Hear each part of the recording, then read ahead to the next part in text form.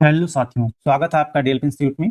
आज हम आपको पढ़ाने वाले हैं मानव पाचन तंत्र यानी कि ह्यूमन डाइजेस्टिव सिस्टम, जिसमें आप पढ़ेंगे मानव पाचन तंत्र में कौन-कौन से अंग आते हैं और उन अंगों से, उन ऑर्गन से कौन-कौन से डाइजेस्टिव जूस निकलते हैं यानी कि पाचक रस निकलते हैं और उन पाचक रसों में कौन-कौन से एंजाइम पाए जाते हैं। तंत्र का मतलब ही होता है, आपको पता है कि अंगों का समूह। तो पाचन तंत्र में क्या आएगा? पाचन तंत्र में ऐसे अंगों का समूह आएगा जो भोजन को पचाएगा अथवा पचाने में हेल्प करेगा। तो पाचन तंत्र ऐसे अंगों का समूह है जो भोजन को पचाता है अथवा पचाने में मदद करता है। पाचन तंत्र को समझने के लिए हमने पाचन तंत्र को दो भागों में बांट लिया है। पहला तो वह भाग हुआ जहां से भोजन गुजरेगा, जिसे कहा जाता है आहार नाल यानी कि एलिमेंट्री कैनाल।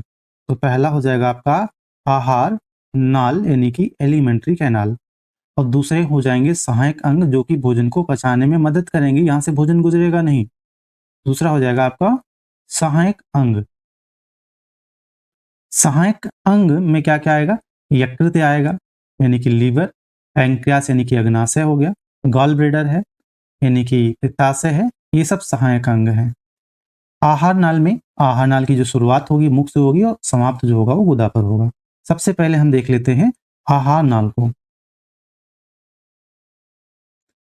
देखिए आहार नाल कहाँ से शुरू होता है? आहार नाल की जो शुरुआत होती है हमने बताया ये मुख से शुरू होता है और गुदा तक फैला होता है, एनस तक फैला होता है। ये एक ट्यूब नुमा संरचना होती है जिसे बोला जाता है एलिमेंट्री कैनाल कह सकते हो आप। अब ये जो है भोजन सबसे पहले आप मुख द्वारा ग्रहण करते हैं, फिर मुख गुहा में भोजन जाता है, फिर इसके बाद में ग्रसनी यानी कि जो फेरिंग्स होता है, फेरिंग्स फेरिंग्स के द्वारा क्या करते हैं भोजन को आप निगलते हैं, इसे फेरिंग्स कहते हैं ग्रसनी। और इसके बाद में ग्रसनी से भोजन को आमाशय तक ग्रास नली यानी कि ओसियोफेगस लेके जाता है, जिसे फूड पाइप या भोजन नली भी कहते हो आप। ग्रास नली द्वारा भोजन ग्रसनी से आमाशय तक, पेट तक पहुंचेगा। पेट यानी कि स्टमक जो होता है एक जे आकार का थैला होता है जहां पर भोजन 3 से 4 घंटे के लिए रुकता है। इसके बाद में शुरू हो जाती है छोटी आंत। छोटी आंत, ये जो आपको बाकी रेड संरचना दिख रही है, ये पूरी की पूरी क्या है? छोटी आंत है। छोटी आंत के भी 3 भाग हैं। सबसे पहले जो भाग होगा उसका नाम ड्यूडेनम होता है और दूसरा जो भाग होता है उसे जेजुनम कहते हैं। जेजुनम, ड्यूडेनम को गृहणी कहा जाता है हिंदी में, और जो जेजुनम होता है उसे बोलते हैं मध्यांत्र। और लास्ट वाला जो पार्ट होता है छोटी आंत का, जो सबसे बड़ा भाग होता है छोटी आंत का, जिसे बोलते हैं शेषांत। तो ये सभी पार्ट हैं किसके? छोटी आंत के। शेषांत जो है छोटी आंत का सबसे अंतिम भाग होता है जो बड़ी आंत में खुलता है, जो आपकी हरी कलर से संरचना दिखाई दे रही है, ये है आपका बड़ी आंत। बड़ी आंत का जो पहला भाग होता है उसका नाम होता है सीकम। सीकम से एक उंगली नुमा संरचना लटक रही होती है जिसका नाम होता है अपेंडिक्स या कृमि रूपी परिशेषिका बोलते हैं इसको, या केवल परिशेषिका लिख सकते हैं आप इसको, परिशेषिका। वर्मी फॉर्म अपेंडिक्स बोलते हैं। ये कृमि रूपी परिशेषिका होती है जिसमें लिम्फोसाइट पाए जाते हैं यानी कि डब्ल्यूबीसी पाए जाते हैं जो आपके शरीर की प्रतिरोधक क्षमता में भाग लेते हैं। अब इसके बाद बड़ी आंत का दूसरा भाग कोलन होता है। कोलन के 3 पार्ट हैं मुख्यतः। आरोही कोलन जिससे भोजन ऊपर जाएगा, क्षैतिज कोलन जिससे भोजन सीधा चलता है, इसके बाद में जिसे ट्रांसफर कोलन कहते हैं, इसके बाद में भोजन जाएगा अवरोही कोलन में यानी कि डिसेंडिंग कोलन में, और इसके बाद में भोजन जो अपचा भोजन है, अनडाइजेस्टेड फूड है, वो रेक्टम में टेम्परेली स्टोर किया जाता है और जब आपकी इच्छा होती है तो मल द्वारा ये बाहर कर दिया जाता है यानी कि त्याग दिया जाता है, तो इसे बोलते हैं मल त्याग। तो जो प्रारंभिक ओपनिंग थी वो था माउथ यानी कि मुख था, और जो अंतिम ओपनिंग है एलिमेंट्री कैनाल की वो क्या है? एनस यानी कि गुदा है। तो एलिमेंट्री कैनाल कहाँ से कहाँ तक फैला होता है? मुख से गुदा तक फैला होता है। इसमें कौन कौन से अंग आते हैं सारी बात हमने समझाई आपको। यही सारी चीजें यहाँ पे हिंदी और इंग्लिश में लिखी हुई हैं, आप इन्हें पढ़ सकते हैं। अब हम आगे की तरफ बढ़ते हैं। मुख्य भाग जो है सबसे पहले हम देखते हैं माउथ को, मुख को। तो जो मुख है, ह्यूमन का जो माउथ होता है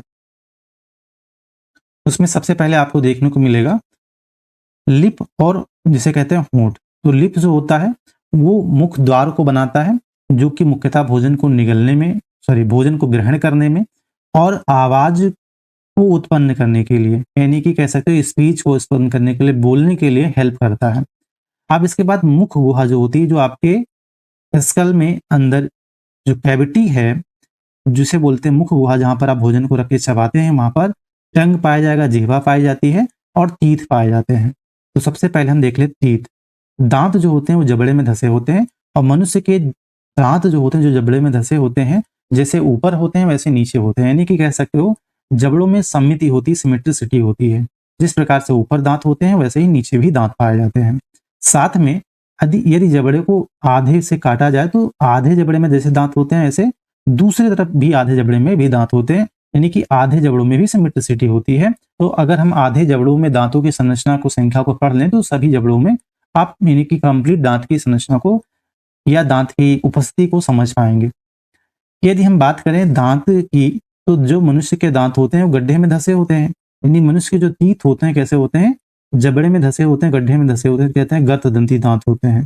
कैसे होते हैं दाँत? मनुष्य के गर्तदंती यानी कि थिकोडोंट होते हैं।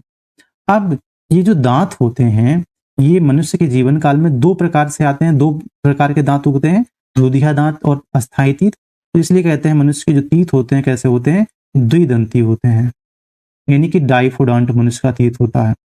अब 4 प्रकार के दाँत होते हैं, इंसीजर यानी कि कृंतक, कैनाइन यानी कि रदनक, प्रीमोलर यानी कि अग्रचौड़क और मोलर यानी कि चौड़क।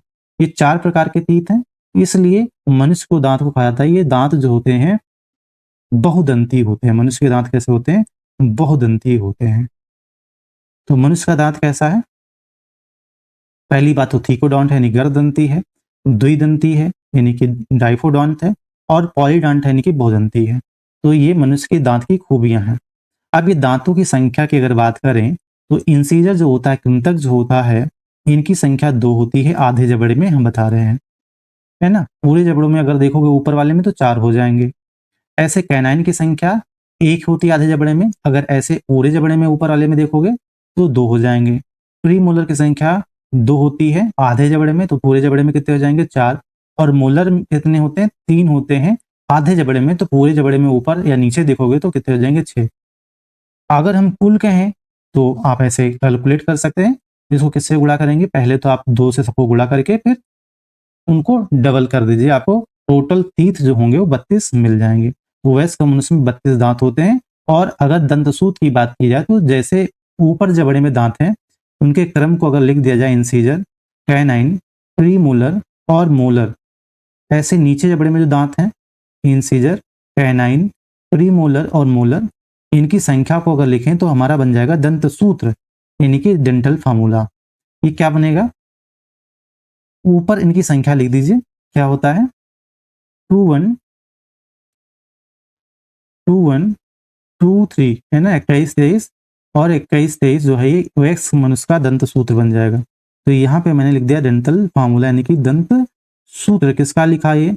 ये वयस्क मनुष्य का लिखा हुआ है। ठीक है, अब हम आगे की तरफ बढ़ते हैं। इनके काम अगर वगैरह आप यहाँ से पढ़ लीजिए। कृंतक का काम होता है काटने का, कैनाइन यानी कि रदनक का काम होता है फाड़ने का, प्रीमोलर मोलर का काम होता है पीसने का। ठीक है, अब हम बात करते हैं दांतों की संरचना। दांतों की संरचना अगर हम देखें तो दांतों की जो संरचना होती है, सबसे ऊपर जो चमकता हुआ भाग दिखाई देता है आपको, उसे कहते हैं इनेमल। इनेमल ह्यूमन बॉडी का सबसे हार्डेस्ट पार्ट होता है, उसके नीचे होता है डेंटाइन, और डेंटाइन में एक कैविटी होती है, एक जगह होती है, खाली स्थान होता है, जिसे बोलते हैं पल्प कैविटी, जहाँ पर बहुत सारी तंत्रिका कोशिकाएं पाई जाती हैं और वहीं पे नर्व सेल्स भी पाई जाती हैं, नर्व वेसल्स भी पाई जाती हैं, यानी कि ब्लड वेसल, जिसे रक्तवाहिनियां कहते हैं, पाई जाती हैं, जो कि क्या करती है? दांत को नरिश करती है, पोषण देती हैं। और जो दांत का निचला वाला भाग होता है, रूट होता है, जड़ होता है, ये जबड़े में धंसा होता है और उसको ऊपर से मसूड़े जो होते हैं घेर के रखते हैं। अब दांतों के बीच में, मसूड़ों के बीच में यदि कुछ भोजन के कण, शर्करा इत्यादि फंस जाए तो क्या होता है? वहां पर उस बैक्टीरिया जो कुछ होते हैं उसको खाते हैं और अम्ल बनाते हैं, जिससे क्या होते हैं? दांत खराब होते हैं। क्या कहते हैं? दांतों में कीड़ा लग गया, जिसे बोला जाता है डेंटल क्राइस हो गया, मतलब दांत जो होते हैं वो खराब हो रहे हैं। ठीक है, अब हम आगे की तरफ बढ़ते हैं और पढ़ते हैं पार्ट ऑफ टीथ। टीथ के जो भाग हैं उन्हें पढ़ लेते हैं। देखिए, टीथ एक मस्कुलर ऑर्गन है जिसका काम क्या होता है? भोजन को निगलना और आवाज उत्पन्न करने के लिए, दांतों को साफ करने के लिए, साथ में एक विशेष कार्य है। दांतों, ये जो तीत होते हैं, सॉरी तीत जो होते हैं, इन पे पाई जाती हैं टेस्ट बड पाए जाते हैं, जिसे बोलते हैं स्वाद कलिकाएं। ये जो स्वाद कलिकाएं, टेस्ट बड होते हैं, ये क्या करते हैं, भोजन के स्वाद को का अनुभव करते हैं, यानी कि स्वाद का उद्दीपन जो होता है हमारे मस्तिष्क को भेजते हैं। इनका एक विशेष क्रम है, पुरानी किताबों में लिखा मिलता है। अभी जो अपडेटेड बुक्स आ गई हैं उसमें तो बताया गया कि जो टेस्ट बड होते हैं पूरी टंग पर समान रूप से फैले होते हैं, लेकिन फिर भी ये क्रम एग्जाम में पूछा जाता है, तो आप इसे देख लीजिए। सबसे पहला जो क्रम होता है वो मीठे वाले जो है स्वाद कलिकाओं का होता है, जो मीठा टेस्ट करती हैं। इसके बाद में नमकीन वाली कलिकाओं का होता है, जो नमकीन को टेस्ट करती हैं। इसके बाद में खट्टी वाली स्वाद कलिकाओं का होता है, और सबसे अंतिम में होती है वो बिटर का होता है। इसका क्रम कैसे आप याद रखेंगे, जब आपके घर पे कोई आता है तो उसको पहले क्या देते हैं, आप मिठाई देते हैं पानी पीने के लिए, इसलिए चाय नमकीन देते हैं। दूसरे नंबर पर नमकीन देंगे, इसके बाद में खाना खाता है तो अचार देते हैं, और सबसे बाद में तंबाकू वगैरह खाता है तो तंबाकू देते हैं, यानी बिटर देंगे, कड़वा वाला। तो ये क्रम इस प्रकार से आप याद रख सकते हैं। ये हो गया दांत, जो तीत है आपका टंग है, उसके कार्य और उसमें पाई जाने स्वाद कलिकाओं के प्रकार। ठीक है, अब हम बात करें स्लाइवी ग्लैंड की, यानी कि जो लार ग्रंथियां होती हैं, ये लार ग्रंथियां 3 जोड़ी होती हैं, यानी कुल मिला के कितनी हो जाएंगी, 6।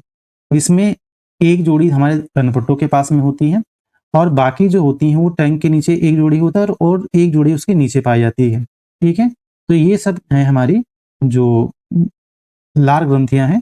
इन लार ग्रंथियों से निकलता है लार रस, और लार रस में मेनली जो होता है वो पाया जाता है एक एंजाइम जिसका नाम होता है टाइलिन। टाइलिन को हम स्लाइवरी एमाइलेज भी कहते हैं, स्लाइवरी एमाइलेज कहा जाता है, जो मुख्यतः क्या करता है, कार्बोहाइड्रेट यानी कि शर्करा को पचाता है। कौन सा शर्करा, स्टार्च को पचा सकता है, जो कि उसे बदलेगा डाइसैकेराइड में। डाइसैकेराइड कौन से, जैसे कि माल्टोज है, डेक्सट्रिन यानी कि ग्लूकोज है। तो ये टाइलिन आपको याद रखना है, टाइलिन। और साथ में आप ये भी याद सकते हैं कि मुख का जो पीएच होता है वो स्लाइटली एसिडिक होता है, 6 पॉइंट के आसपास होता है। ठीक है,